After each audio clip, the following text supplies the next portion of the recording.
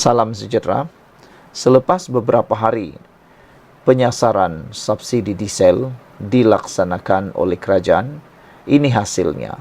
Belum sampai seminggu hasil dah mula dituai. Tapi ramai juga walaupun yang masih tegar, masih tak mendapat menerima bahawa pemberian dasar subsidi bersasar untuk diesel itu sebenarnya amat relevan dan berasas. Hari ini kita gembira melalui satu laporan bahawa akibat daripada harga telur, peniaga roti canai gembira dapat jimat hampir RM300 sebulan. Lihatlah, bukan orang yang makan telur saja dapat nikmat, dapat manfaatnya, tetapi para peniaga, khususnya seperti peniaga roti canai yang selalu kamu makan tu, walaupun paling suka makan nih, tapi dia lupa dengan harga telur menurun, maka peniaga roti canai itu boleh menambah pendapatan mereka. Bukankah itu satu perkara yang baik? Itulah, kalau bukan ahli ekonomi dia tak akan fikir sampai ke sana. Yang dia tahu mahu turunkan apa? Dia mahu semua harga barang turun.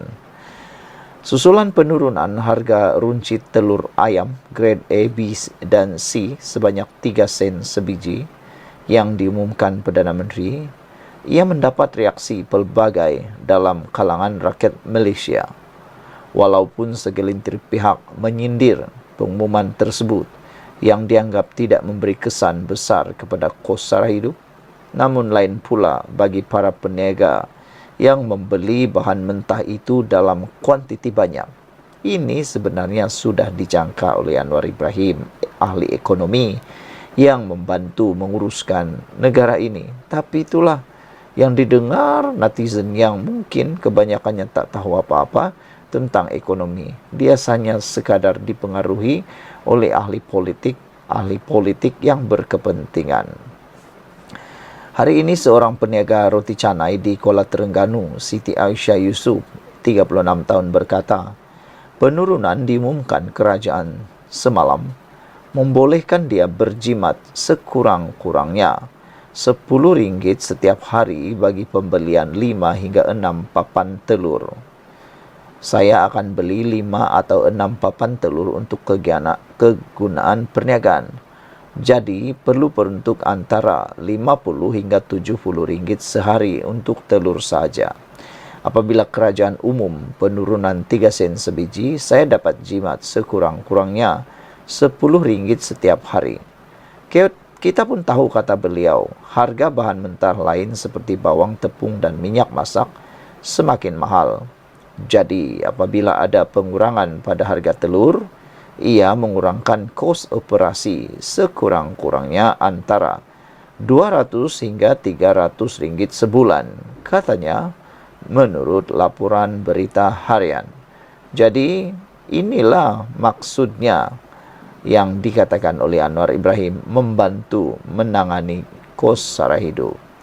Suri Rumah Masira Abdul Aziz, 52 tahun pula, berkata, harga baharu telur dianggap munasabah dan berharap tiada pihak mengambil kesempatan menaikkan harga atau menyorok bekalan. Walaupun penurunan hanya 3 sen sebiji, ia tetap membantu pengguna memandangkan telur adalah antara bahan yang digunakan setiap hari. Saya rasa lega sangat kerana sebelum ini berfikir dulu sebelum membeli telur, sehingga ada masanya kena buat pertimbangan dari satu kedai ke satu kedai untuk mencari harga paling rendah, katanya ketika dilapor. Saudara-saudara sekalian, inilah kehebatan pemikiran ekonomi Anwar Ibrahim. Bagi orang, telur itu tiada apa-apa. Tapi bagi Anwar Ibrahim, penurunan harga telur, dia dapat melihat sehingga kedalaman seperti ini. Keuntungannya bukan saja kepada orang yang membeli, memakan, tetapi juga kepada peniaga-peniaga. Tentulah kalau peniaga roti canai pun dapat mendapat manfaatnya, apalagi peniaga restoran dan sebagainya. Ikuti terus ulasan kali ini. Jangan lupa bantu saya tekan butang subscribe, lihat di ruangan komen, berikan komen, dan kalau Anda sudi, berilah sokongan dana dalam ruangan komen di bawah itu. Kita jumpa lagi. Salam sejahtera. Selepas puas di balun, selepas hampir berhari-hari di balun, dikecam berkait dengan penurunan harga telur, Anwar Ibrahim akhirnya tampil bersuara. Beliau memperjelaskan rasional telur lebih murah. Ini yang kita tunggu-tunggu. Ramai netizen, khususnya golongan walaun, begitu galaknya mereka menghentam Anwar Ibrahim. Tapi mereka lupa, kalau nak hentam Anwar Ibrahim, coba tanya dululah. Kamu punya angkatan, kamu punya geng di pembangkang Perikatan Nasional tu, apa pula cadangan mereka? Apa barang yang mereka agak-agak nak mahu turunkan? Kalau nak turunkan semua, itu mustahil dan boleh kata pembohong. Tapi kalau ada 1-2 jenis barang yang mampu diturunkan harga, itu mungkin benar. Jadi, nak tanyalah kepada Perikatan Nasional tu, yang belah sana tu, apa barang pula yang Anda mahu turunkan? Kalau Anwar dia turunkan telur, Perikatan Nasional nak turunkan apa? Perdana Menteri Anwar Ibrahim hari ini menjelaskan rasional di sebalik keputusan kerajaan menggunakan penjimatan rasionalisasi subsidi untuk menurunkan harga telur sebanyak 3 sen. Pada masa sama, Anwar hari ini berkata, dia akan meneruskan cara lain untuk menggunakan semula simpanan yang boleh membantu meringankan beban orang ramai. Jelasnya, kajian mendapati telur paling banyak dimakan oleh keluarga Malaysia, terutamanya isi rumah berpendapatan rendah yang boleh mengambil kira-kira 4 biji telur sehari. Oleh itu kita panggil syarikat-syarikat ini, bincang berapa untung sebulan. Beritahu sekian tak boleh kurang sikit untung, bukan rugi. Minta kurang sikit untung supaya kurangkan beban, kata Anwar Ibrahim. Itulah saya umumkan semalam turun harga telur sebab telur ini paling banyak dimakan oleh rakyat-rakyat di bawah. Bukan saja sebenarnya, saya nak tambah sikit kepada Perdana Menteri yang amat berhormat Perdana Menteri, telur ni bukan saja dimakan paling banyak oleh orang yang di bawah sana. Orang kaya pun makan banyak telur. Silap-silap hari bulan, mereka lah yang paling banyak makan telur sebenarnya. Pergi mana pun mereka akan makan. Ialah mungkin di restoran lah kalau mereka kan. Tapi untuk golongan bawah, pasti semuanya tahu telur itu hampir samanya makanan ruji dengan beras atau nasi. Karena telur dalam setiap isi rumah pasti ada. Rumah siapa di sini yang tak ada telur? Angkat tangan. Kamu tidak ada telur di rumah? Pasti ada. Setiap orang, setiap rumah bagi yang sudah berkeluarga, pastilah telur adalah kewajiban. Dan kita selalu ajar anak, permulaan yang kita ajar anak kita memasak, pertama masak nasi, kedua masak telur ayam. Itu semua pasti Anwar ambil tahu. Jadi bagi mereka yang dah mengecam habis-habisan tu, fikir-fikirlah, Anda mungkin telah membuat fitnah dan membuat dosa yang sangat besar kepada Anwar Ibrahim. Saudara, Malaysia kini telah mendapatkan rakaman ucapan Perdana Menteri itu. Pada Isnin, Perdana Menteri mengumumkan harga runcit baru telur grade A, B dan C. Masing-masing berharga 40 sen, 42 sen dan 38 sen, turun 3 sen setiap satu. Kerajaan kini akan membelanjakan 10 sen untuk memberi subsidi bagi setiap telur yang melibatkan perbelanjaan 100 juta ringgit. Penuntukan subsidi telur pada 2023 ialah menghampiri nilai 1 bilion, iaitu 927 juta ringgit. Pengumuman harga telur Anwar itu dipersendakan sesetengah pihak dengan bekas Perdana Menteri Muhyiddin Yassin berkata, dia menjangkakan langkah yang lebih mantap untuk menangani peningkatan kos sara hidup. Kerajaan telah mula menyelaraskan subsidi bahan api bulan ini bermula dengan diesel dengan tujuan menyalurkan subsidi terus kepada mereka yang memerlukan melalui pemindahan tunai atau card fleet untuk industri. Walaupun kerajaan tidak menjangkakan kos meningkat akibat penarikan subsidi menyeluruh, namun Anwar ketika berucap hari ini turut mengakui kos sara hidup masih memberi kesan kepada orang ramai. Sebab itu, kata Anwar Ibrahim, kita cari jalan di mana boleh turun harga, kata Perdana Menteri itu lagi. Saudara-saudara sekalian, kecaman ni hanyalah bersifat tiada apa-apa.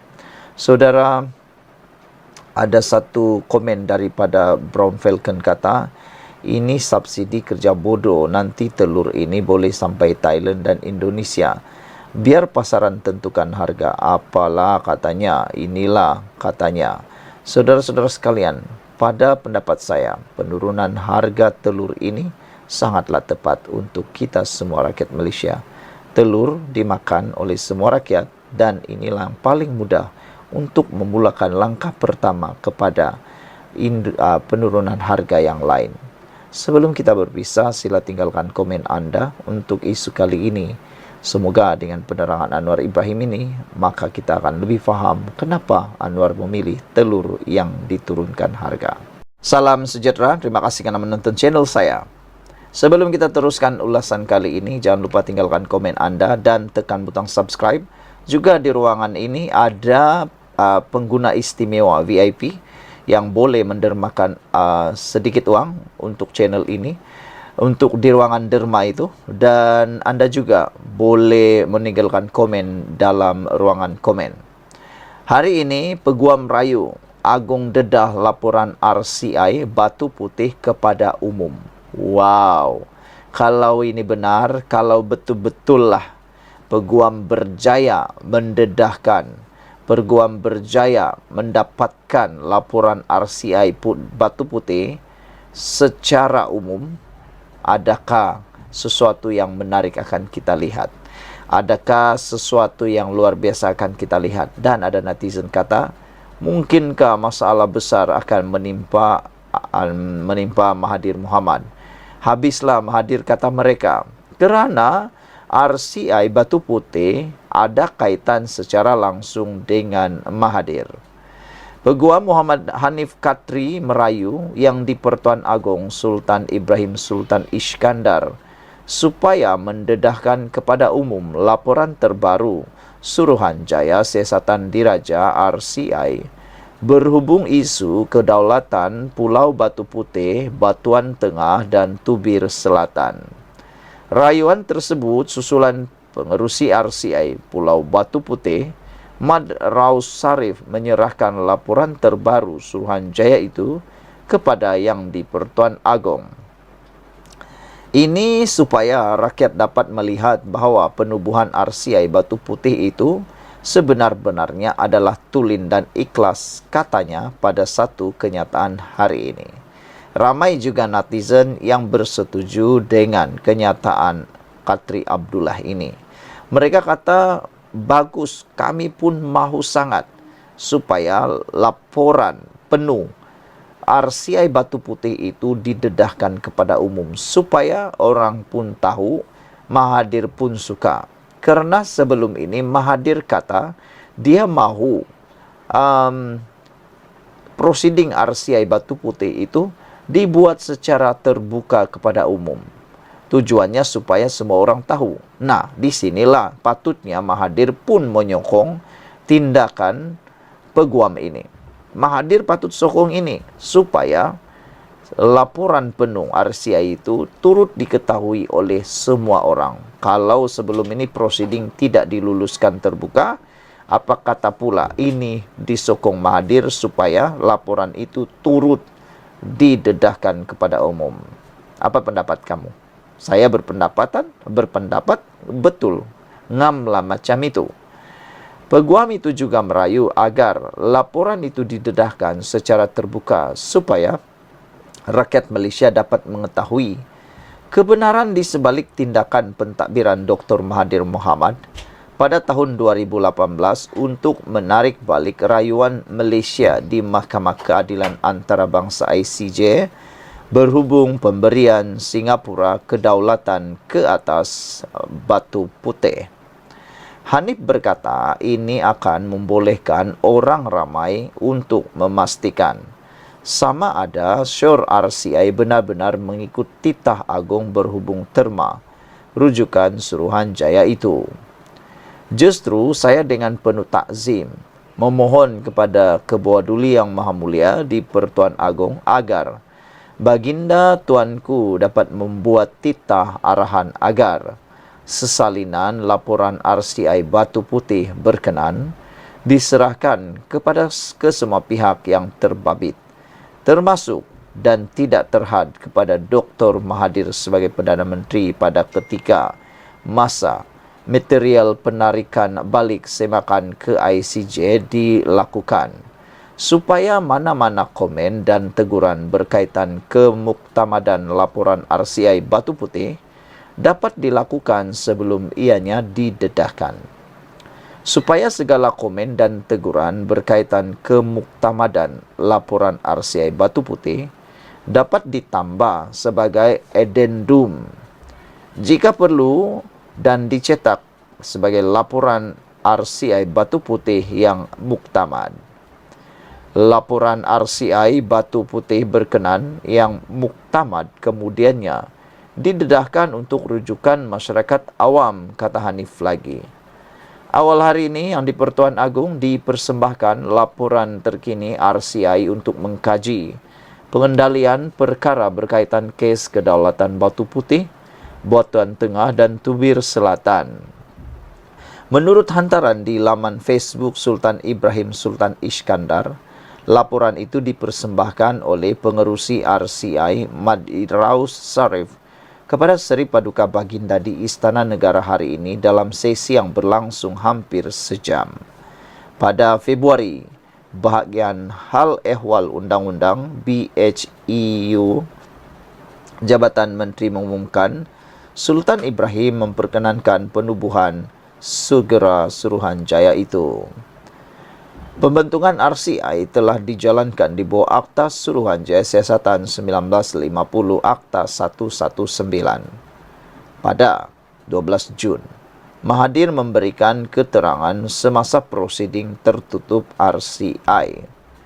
Pulau Batu Putih merupakan tunggulan batu dengan keluasan sebuah padang bola sepak yang terletak di Selat Singapura yang menghadap ke arah Laut China Selatan.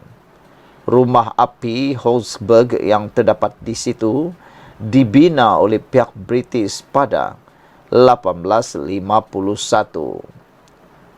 Pulau Batu Putih terletak berhampiran dengan pulau-pulau sekitarnya seperti Batuan Tengah dan Tubir Selatan yang menjadi subjek utama mengenai pertindihan antara Singapura dan Malaysia yang dibicarakan menerusi ICJ. Pada 23 Mei 2008, Mahkamah ICJ memutuskan bahawa Pulau Batu Putih adalah milik Singapura, manakala Batuan Tengah milik Malaysia. Status Tubir Selatan pula akan ditentukan kemudian.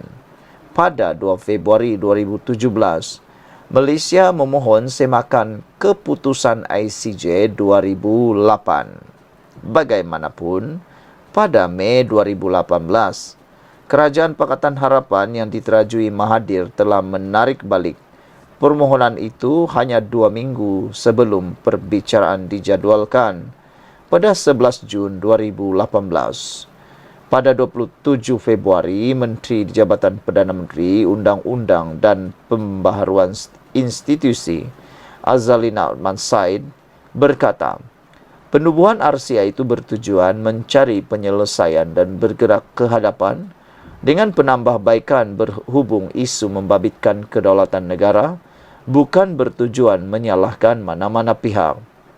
Kata Azalina, rakyat Azalina, rakyat Malaysia khususnya di Johor berhak mendapat penjelasan tentang sebab dan faktor di sebalik keputusan untuk tidak meneruskan permohonan semakan dan permohonan tafsiran di ICJ berhubung kedaulatan ke atas Batu Putih, Batuan Tengah dan Tubir Selatan. Saudara-saudara sekalian, ada netizen kata dalam komen beliau mahu supaya laporan itu segera didedahkan kepada umum. Sekian untuk kali ini, jangan lupa tinggalkan komen Anda. Bye-bye.